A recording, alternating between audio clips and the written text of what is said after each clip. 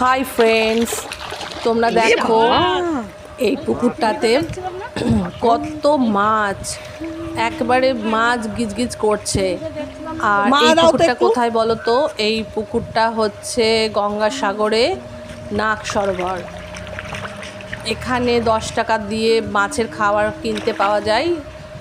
সেই খাবার কিনে নিয়ে এসে ওই মাছগুলোকে দিলে পরে অজস্র মাছ আসে এখানে, মানে খাবার খেতে।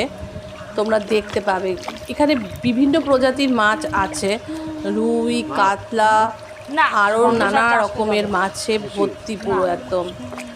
আর এখানে বন্ধুরা মাছ কিন্তু হাতে করে মানে খাবার খায়। মানে তুমি যদি হাতে করে খাবারটা নিয়ে জলের মধ্যে হাতটা ডুবিয়ে রাখো তো তোমার হাত থেকে এসে মাছেরা খাবার খেয়ে যাবে। মানে ওরা এতটাই অভ্যস্ত হয়ে গেছে মাছের কাছ থেকে এইভাবে খাবার নিতে নিতে। তো পুকুরটা শুধু দেখলে, এবার চারপাশটা একটু দেখো কেমন এলাকাটা। এই যে সামনে যে শিব মন্দিরটা দেখছো, এটাও কিন্তু একটা খুব জাগ্রত শিব মন্দির।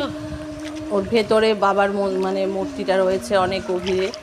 আর ওই একটা স্ট্যাচু দেখতে পাচ্ছ, শ্রীকৃষ্ণ কালীয়নাগের ওপরে রয়েছে। তো এই হচ্ছে, তোমরা যদি কখনো গঙ্গাসাগরে আসো, তাহলে যদি সাইট সিন করতে আসো, তাহলে নাগ সরোবর আর এই নাগ মন্দিরটা অবশ্যই দেখতে এসো। Thanks for watching.